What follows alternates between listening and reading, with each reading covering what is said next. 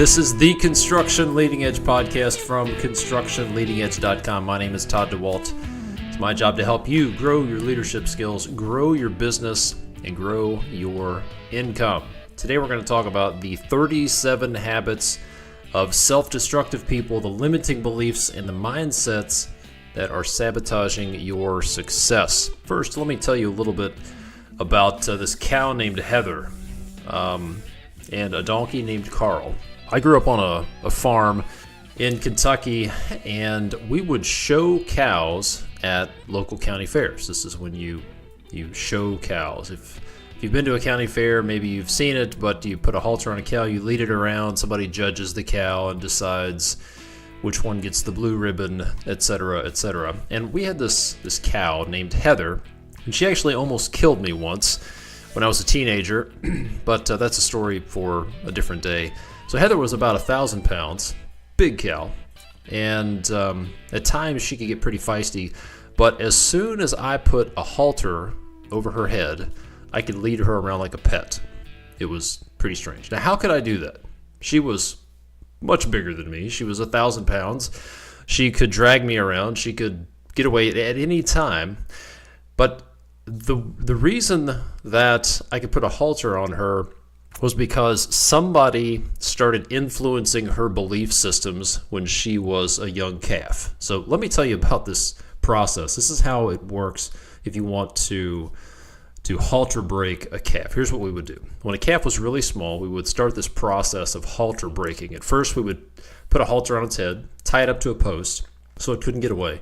And then every time it would pull and strain and bawl and makes all sorts of noise and fight for sometimes hours, and then eventually it would stop fighting. And then the next step was we would hook it to the back of a tractor with the halter and drive it around really slowly and keep driving around until it finally stopped fighting and it would just follow along.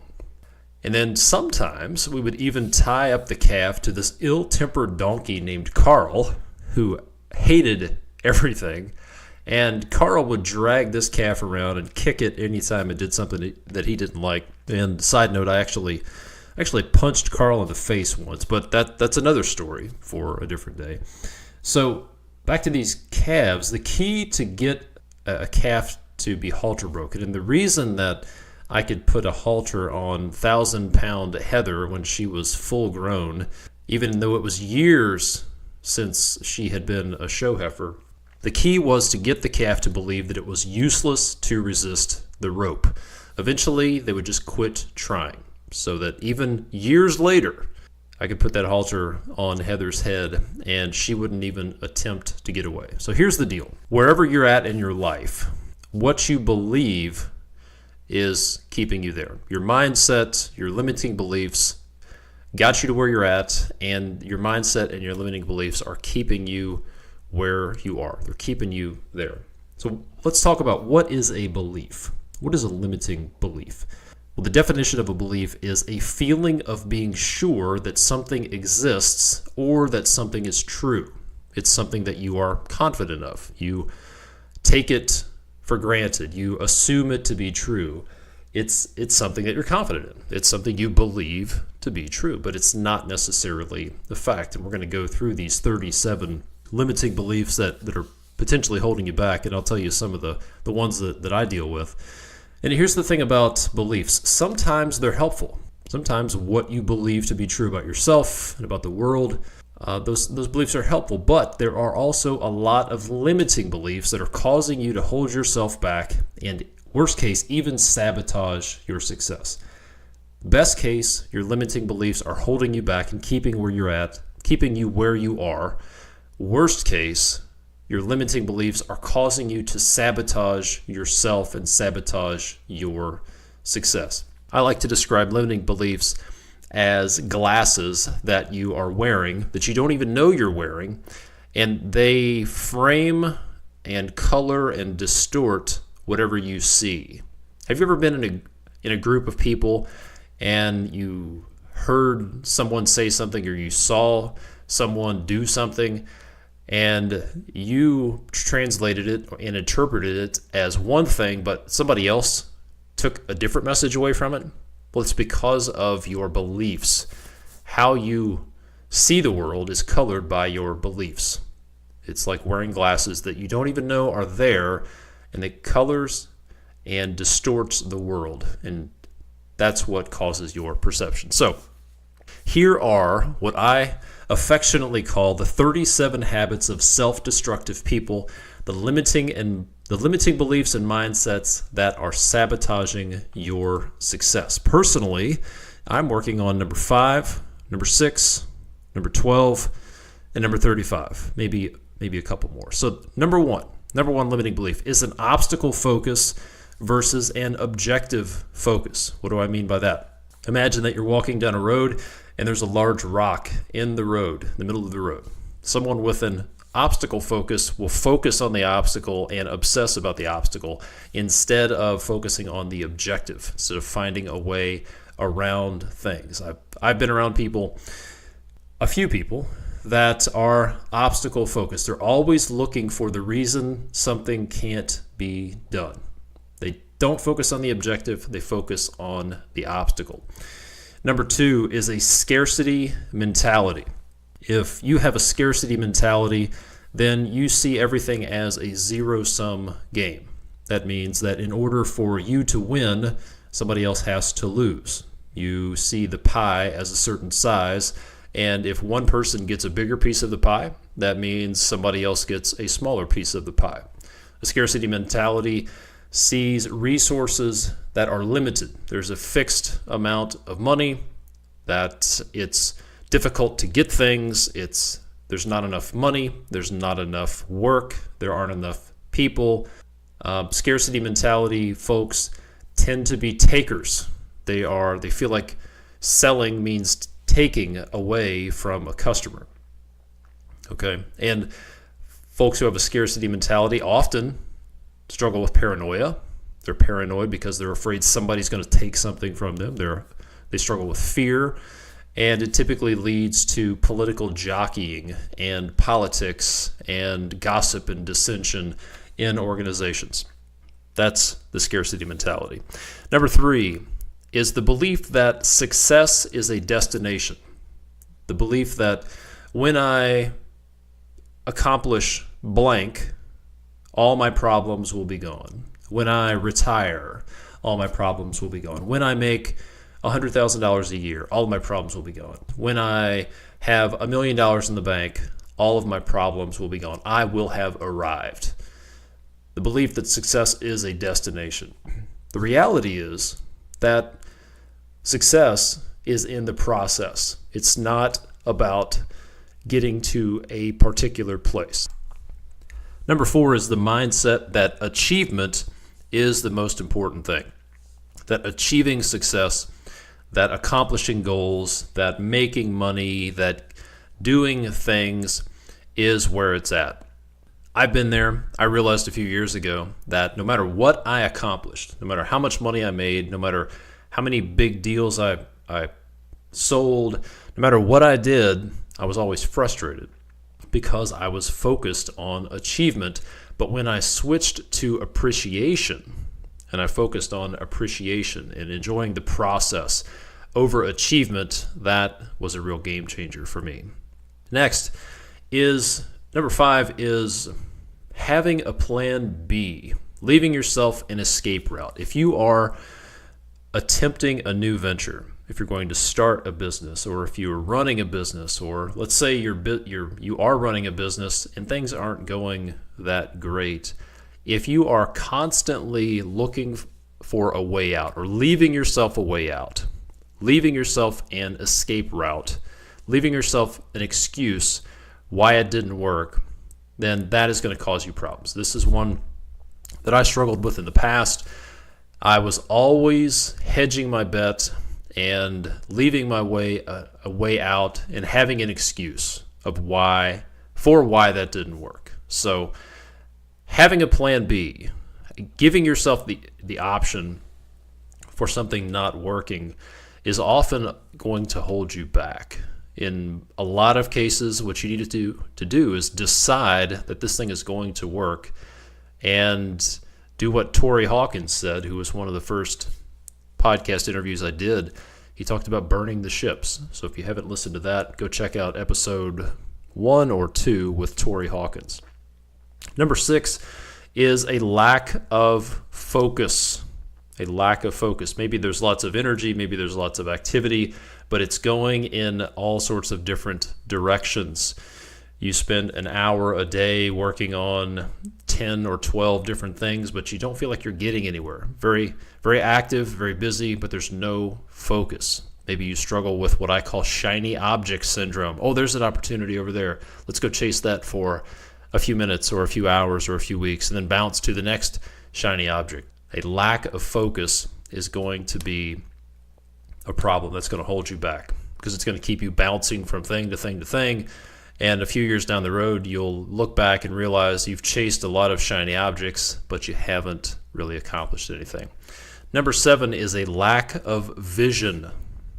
Just a lack of vision. Not having a vision for your life, not having a vision for your career, not having a vision for your business. You need to be going somewhere. There's a scripture that says the people perish for a lack of vision. People want to follow someone who has a vision. They want to follow somebody who has a direction that's going somewhere. If you want to attract high-quality people, and if you want to drive your business, you need to have a vision. Next, I'm going to talk about a few things that are perceived as signs of weakness. First of all, number 8 is the belief that mistakes are bad and they should be hidden because they are a sign of weakness. If you own a business or you lead a team, if you believe that mistakes are bad and that they are a sign of weakness, then you will hide them from your team. And that is a problem. Transparency is so much more powerful. Transparency shows that you are secure, and it also shows that you trust your team. Next is the notion or the belief that fear is bad, that fear is a sign of weakness. Again, you're going to be afraid. There are times when you will be nervous, you will be anxious about things. I'm not saying that being in constant fear is a good thing. It shouldn't be like that. But courage is not the lack of fear, all right? Courage is taking action in the face of fear. So fear is not necessarily a sign of weakness. It is something that needs to be faced and something that needs to be dealt with. Number 10 is the idea, the belief that asking for help is a sign of weakness.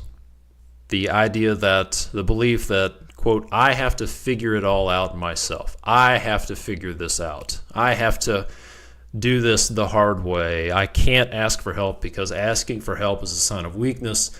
Maybe my team won't think I know everything. They'll stop believing that I am omniscient, and they will somehow lose faith in me as their great leader. So the belief that I have to figure it all out on myself and that asking for help is a sign of weakness, as you can see, that's going to hold you back.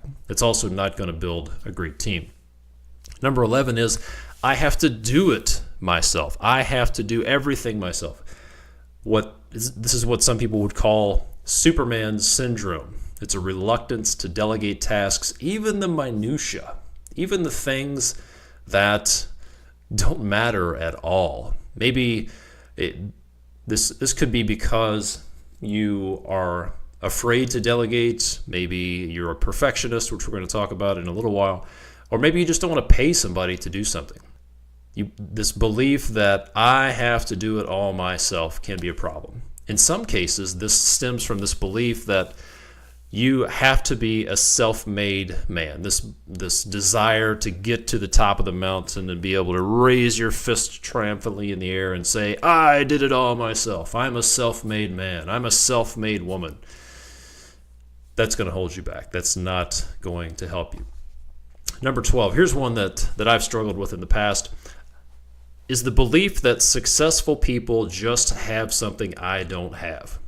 That I don't have the money-making gene. I don't have the genetic material necessary. I wasn't born with whatever it is that successful people have. Here's the reality. Successful people aren't successful because of their genetic material.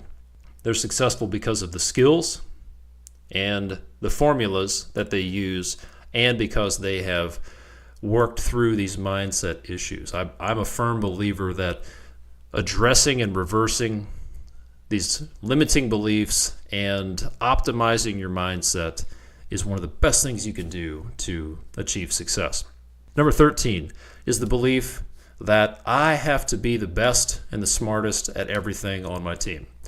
If you own a business and you believe that you have to be the best at everything, if you believe you have to be the smartest, if you believe that nobody else can have a better idea than you, my friend, are the lid on your organization. Because here's the deal. Let's say you are a 7 on a scale of 1 to 10. Your composite score at estimating and selling and leading and managing and planning and finances, whatever, that you're a 7. If you believe you have to be the best at everything, if you believe you have to be the best in your organization, you will never hire anybody above a 7. You will have an organization full of 4s and 5s and 6s. So you do not have to be the best or the smartest at everything. Smart business owners and smart leaders hire people who are smarter than them and better at them. So do you see how the belief pattern that I have to be the best and the smartest at everything will hold you back? Number 14 is the belief that busy means effective. If I am busy, if I am scrambling around and scurrying around with busyness, then I am being effective. That's just not the case. Activity does not equate to effectiveness. We'll talk about perfectionism and procrastination here in just a minute. Number 15 is the belief that I can't charge that much, that whatever that much is. If you are putting together an estimate or putting together an invoice, there's this belief, I can't charge that much. I can't charge enough to make money. There's this resistance to charging enough money, and you're minimizing your value, and that's going to be a problem. That's a long solution for that, but this is a common problem. I've talked to several business owners who struggle with this belief that I can't charge that much, whatever that much is. Number 16 is related to number 15, and it's the belief that there's this connection between time spent on something and the value I offer to my customer. Or there's a connection between effort, how hard something is, and the value that I bring. For example, the way this shows up is in developing hourly rates or T&M rates for something. And maybe another way to say this is that business owners and leaders and contractors in general have this belief that somehow the value to the customer is connected to your cost basis. All right? We typically start developing pricing from the cost and then add overhead and profit, some multipliers, general conditions, whatever. We start from the cost, and customers don't look at it that way. They look at it from a value standpoint. So you have to, if you want to solve that situation, you have to disconnect cost and price in your mind and start connecting your price to the value that you offer to your customer. All right. Number 17 is perfectionism. Perfectionism, that it has the belief that things have to be perfect. And here's the thing. Procrastination is often a symptom of perfectionism, because perfectionists fear being unable to complete a task perfectly. If you're a perfectionist, then you fear being unable to complete a task perfectly, so you put it off as long as possible.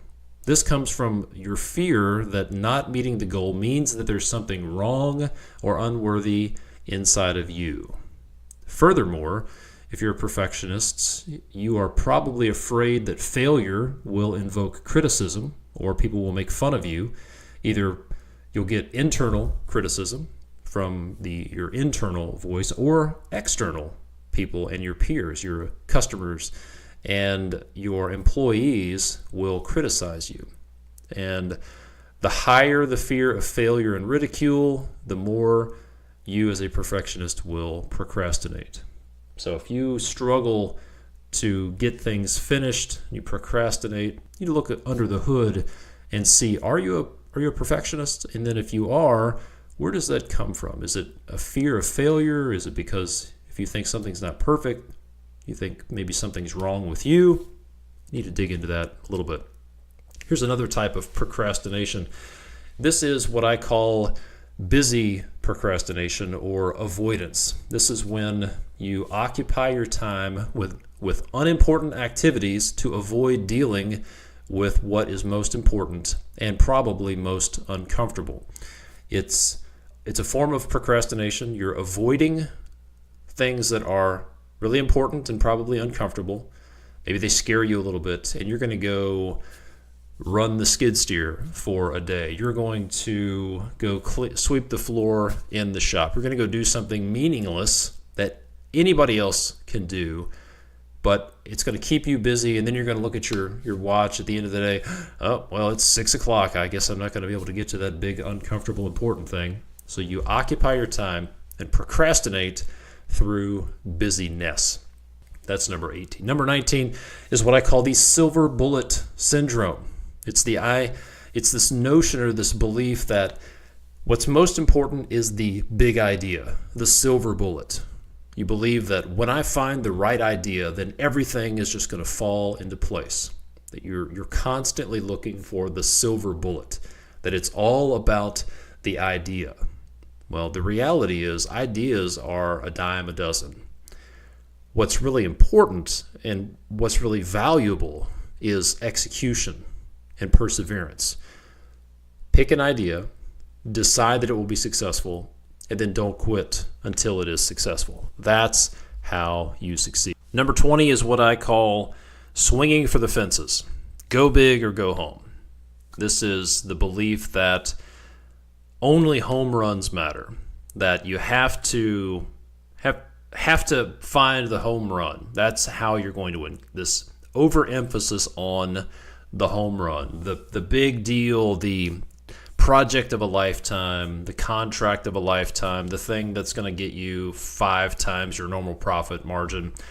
And when you do that, you're overlooking the everyday opportunities, because much like in baseball, and I've played baseball all of my life, and I can tell you there are very few games that are won by home runs. Most games are won by singles and doubles and walks and good execution, playing good defense. If you're into football, it's blocking and tackling. Doing the basics is going to cause you to succeed more than swinging for the fence and always looking for the home run. Number 21 is this belief that there are bad things, that bad things happen to good people. Well, here's the deal. There are no bad things, okay? I'll say that again. There are no bad things. There are things that happen, and then there are stories that we tell ourselves. Anytime something happens to you, there are 2 parts to that thing. There's the event that happened, and then there's the story you tell yourself about what it means. And if you believe there are bad things, then you believe that you have no influence on how you respond to something. What you need to understand is that you can't control the event that happens to you, but you can control the story. You get to determine the story you tell yourself about that thing. So when something happens to you, there's the thing, and then there's the story you tell yourself about what that thing means. That gives you the power to flip the script when something happens. Number 22 is unforgiveness and bitterness. Okay? Holding on to and ruminating over how people did you wrong years past, maybe customers who were difficult, architects, engineers who screwed you over, maybe going all the way back to childhood, whatever it was, but this mindset of unforgiveness and bitterness, the mindset that somebody did something to me and I can't control my emotions. I don't get to decide when to forgive. Here's the deal. Forgiveness is a choice. It's not an emotion. It's not something that magically happens to you. It is a choice. And what you need to realize is that as long as you don't forgive, as long as you carry around that unforgiveness and bitterness, whatever it is, who and whatever it is will occupy rent-free space in your mind. You're probably the only one thinking about it. You are giving them rent-free space in your mind, and it's not doing you any good. It's like a cancer inside of your brain, inside of your mind. It will cause you to hold yourself back and sabotage yourself. Number 23 is general negativity. It is seeing the cloud in every silver lining, the inability to see the positive, but the keen awareness of the negative in every situation. This is going to focus your brain on only seeing the negative. People aren't going to want to work with you. People aren't going to want to work for you. And being negative is definitely going to hold you back. It is a limiting belief. It's a bad set of lenses that you're seeing the world through. Number 24 is the belief that growing your business equals more stress and headaches. If you have the belief that more people, more customers, more revenue, more whatever equals more stress, more headaches, and worse life, more work, then you're not going to grow your business. If that's your belief, then you're going to stay exactly where you're at and you're not going to grow. Number 25, here's another one that will keep you from making more money and growing your business. And these are negative beliefs or negative thoughts about wealthy people. If you believe that wealthy people are wasteful, if you believe that wealthy people are crooked, they're cheaters, and all wealthy people are takers, then you're going to subconsciously avoid becoming wealthy. It's just the reality. Number 26 is this belief that, quote, I'm not qualified.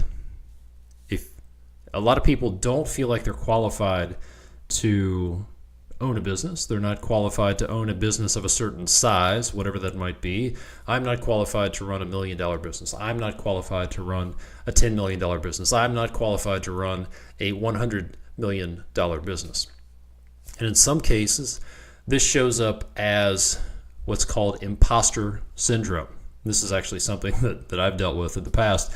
And the definition of imposter syndrome is it's a psychological pattern in which an individual doubts their accomplishments and has this persistent internalized fear of being exposed as a fraud. This means that there's this underlying fear that one day somebody's going to walk into your office, point their finger in your face and say, you don't know what the hell you're doing.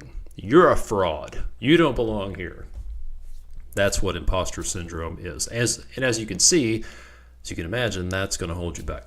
Next, I have a few beliefs that relate to selling and marketing. Number 27 is this belief that comes from the Kevin Costner movie, Field of Dreams. Build it and they will come. If you're just a good guy or you're a good person and you do good work and you just hang out your shingle and you put your website up, then the business is just going to come to you. Build it and they will come. That there's this kind man with a voice like James Earl Jones alongside you in a Volkswagen van telling you it's going to be okay, Ray. You build it and they're going to come. It just doesn't work that way in business. All right, you have to build it and then you have to go tell people about it and you have to attract customers. You have to do marketing and sales. Speaking of sales, number 28 is this belief that selling is sleazy and needy, that all salespeople are fill in the blank. If you believe that that all salespeople are annoying, that they are needy, that they are sleazy, that they are whatever, something negative, then you're going to be reluctant to sell because you don't want to be those things. It's important that you program your mind appropriately, correctly about what selling actually is. Number 29 also relates to selling. This is when you prejudge your clients or you project your thoughts onto them. Maybe you've done this. You're talking to a prospect and you project these thoughts onto them that are something like, well, they're never going to be able to afford this. They don't want to work with me. They probably have another contractor in mind or something like that. You have these thoughts and you're prejudging your clients or you are projecting your thoughts on to them. That is going to hold you back. Number 30 is being afraid to ask for the sale. When you are selling, at some point you've got to ask for the business. You've got to ask for the deal. When you're afraid to ask for the sale, you will avoid that point in the conversation. You'll tell yourself things like, well, they're going to need some time. They're not interested. I'm probably too expensive. I should probably cut my price. Excuse. Because you're afraid. Actually, what you're afraid of is not asking for the sale. You're afraid of rejection. You are afraid of rejection if that's you. And that is going to keep you from selling work. Number 31 is this belief that I'm just not a good salesperson. I don't have the right personality. I don't have the right genetic material. I don't have the right training. I don't have whatever. I'm not a good salesperson. The reality is selling is a skill. It's just like anything else that you've learned already. Good salespeople have skills, they have the right mindset, and they have the right formula. That's the key to success in just about anything in life. Number 32, this is a more general issue, a more general belief. It's the belief that I'm not ready. This belief that when I get fill in the blank, then I'll be ready. When I get my LLC set up, then I'll be ready to start my business. When I go through this training, then I'll be ready to start my business. When I have something I don't have, then I'll be ready. The reality is, well, let me just say this. If that's you, you could probably look back and realize that when you told yourself, when I get X, then I'll be ready. Well, once you got X, then you probably said, well, when I get Y, then I'll be ready. And then when I get Z, I'll be ready. And you've been on this long string of when I get, then I'll be ready. The reality is you just need to start before you're ready. You'll never feel like you are ready. You just need to start. Number 33 is I need to be doing what everybody else is doing. I need to do exactly what everybody else is doing. I just need to copy and paste and do what everybody else is doing. There is some truth to that. There's some truth to finding someone who's successful and following them. But in some cases, you don't need to do what everybody else is doing. You need to do it your way. You have to do it the way you're wired and the way you're programmed. So don't try to do it exactly how somebody else is doing it. Learn how they're doing it, tweak it, make it work for you. Number 34, this is one I run into a lot, and it's the belief that I just need more information. I need more training. People like this are constantly on this hunt for information. They are constantly consuming information from various sources. They believe that when I find the right information, maybe this goes back to the silver bullet syndrome. When I find the right information, when I find the right idea, then everything's going to fall into place. I've been there, and what I've learned is that a couple of things. One, you need to focus on one source. If you are getting information on growing your business from 12 different sources, you're going to put together a disconnected amalgamation of information that doesn't work together. You need to find a system. You don't need to find the perfect system. You don't need to find the perfect source. You need to focus on one system. You need to focus on one source. And you need to stop getting information, and you need to start getting into formation. Put things into a formation. Put the information into a structure. Find a system, work the system, turn the crank, and you will succeed. If you think that the answer is to find the right amount of information or the perfect information, then you will spend years and years and years doing that. You'll never get anything started. Number 35 is thinking small. Regardless of whether you're a business owner or an employee, if you think small, that means that you are trying to make just enough to get by.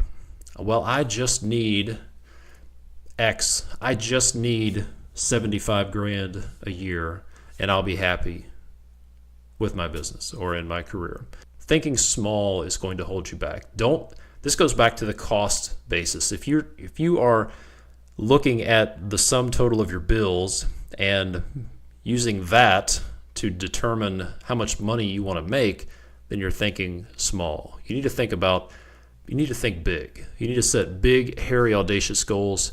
You need to solve big problems. You need to make lots of money. You need to go solve big problems for lots of customers. You need to hire lots of people and build a great company.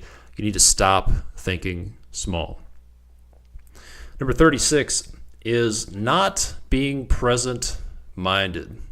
This is a tendency to either dwell on the past. These could be successes or failures. This is Uncle Rico focusing on the football game back when he was in high school, or focusing on failures, beating yourself up, self-flagellation over something that happened in the past. That's not doing you any good. If it's in the past, you can't do anything about it. You might as well learn from it and then move on. But also, sometimes being too focused on the future is a problem as well. If you are so busy dwelling on the past and then thinking about the future that you're not actually dealing with what's in front of you, that's going to be a problem. You need to be presently minded. Be present, focused on what's right in front of you.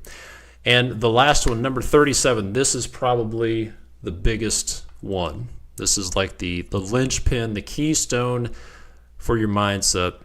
Number 37 on the list of 37 habits of self-destructive people is a fixed mindset. I worked with a guy named John several years ago who had a fixed mindset. He would say things like, "Oh, I'm such an idiot," or "I'm so stupid," or "I can't do this, I can't do that."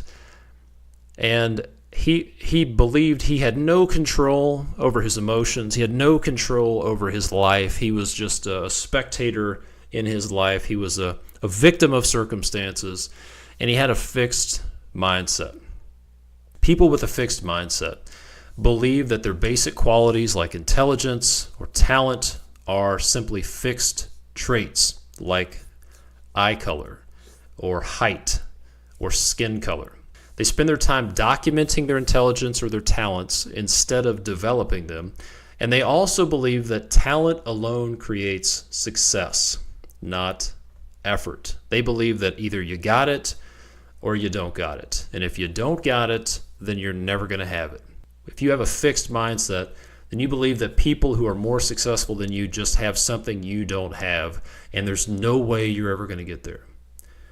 What you want to have is a growth mindset. A growth mindset says you can have whatever you want. You can change your mindset. You can develop skills. You can find the formulas. You can operate with a high sense of agency and be in control of your emotions. You want to have a growth mindset. So those are the 37 habits of self-destructive people, the limiting beliefs and mindsets that are sabotaging your success. Let me ask you a couple of questions. Which ones are you dealing with? Listen, we all have limiting beliefs. Everybody has limiting beliefs. It doesn't really matter how they got there, but everybody has them. So think about this. How are these limiting beliefs holding you back? Have you ever had that feeling that something's just holding you back? Like you could be moving forward, you could be doing better, you could be growing your business, you could be starting a business, but something's just holding you back or preventing you from being successful, that there's this resistance that you just can't get through? How much is it costing you? How much are these limiting beliefs costing you? How much time are you wasting? Either through perfectionism, procrastination, chasing information. How much money is it costing you to not have your business started or to not have your business where you want it to be? How much stress is it costing you? How much joy and relaxation and time with your family is it costing you to not be able to get past this thing? Now, think next about what will it be like to get past this? What will it be like to be unshackled from these limiting beliefs, to get through this resistance, to break through this thing that's holding you back and preventing you from getting to the next level? What's it going to be like to move forward and get to the next level? Whether that's finally starting your business, getting that first customer on board, or getting to the $1 million a year mark, or getting to the $10 million a year mark. What's that going to be like? What will that do for you as a person, individually, for your sense of accomplishment, for your stress level? What will it do for you as a leader? How will you feel having accomplished that goal, having accomplished that thing that you know you've been put on this planet to do? And what will it do for your business? What will it do from a nuts and bolts, dollars and cents standpoint for you to be able to get through these things and get to that next level? Look, if you own a construction business and you want some help working through and reversing these limiting beliefs, then I want to help you, okay? Let's get on a free business breakthrough coaching call and we'll dig into it. I can show you lots of stuff. I've got lots of training content out there. I can show you how to boost your revenue 27% next month. I can show you how to make your crews more productive. I can show you a sales process. I can show you how to develop a referral network that will generate leads for your business. I'll show you how to close more deals, how to be more productive with your time. I can show you lots of things, but solving these destructive belief patterns is the best thing I can do for you. And frankly, I think it's the most important thing for you to focus on. This is where I send all of my coaching clients and Construction Business Accelerator members to first, the mindset modules. Fixing the mindset, undoing these limiting beliefs. So if you want some help, if you own a construction business and you want some help, and you want to get on the phone with somebody who's not your spouse, who's not an employee, who has owned a business, who knows what you're dealing with and can help you work through these things, then I want to help you, because I think this is one of the most powerful things that I can do for you and one of the best things that I can do for you. When you upgrade your mindset and solve these limiting beliefs and change the way you see the world, it's like upgrading the operating system on your phone or your computer. You're going to be able to do things that were impossible before. So if you want some help with this, if you want a construction business, then go schedule your free business breakthrough session by going to constructionleadingedge.com/call. And also, if you're a construction business owner or you're planning on starting a construction business soon, then another resource I have available for you is the Construction Business Accelerator program. Right now, I'm giving away around $9,000 worth of bonuses, including the Revenue Maximizer, the Sales Accelerator, the Project Execution Formula, the Mindset Upgrade, where I have a series of videos that will help you upgrade your mindset, plus a whole lot more. These bonuses will not be around very long, and there's only so many spots available before this offer closes down. So to find out how the Construction Business Accelerator can help you maximize revenue, put financial anxiety and stress behind you, and turn your business into a well-oiled machine, go to constructionbusinessaccelerator.com. And as always, I appreciate the ratings and the reviews and the emails you guys send in. If you could take a few minutes and leave a rating and a review on iTunes, if you could leave a rating and then also leave a review, that helps get the word out there to other folks. And be sure to share this with anybody you think would benefit from it. As always, I appreciate you listening. I appreciate you being part of the tribe. And I will see you next time. Thanks a lot.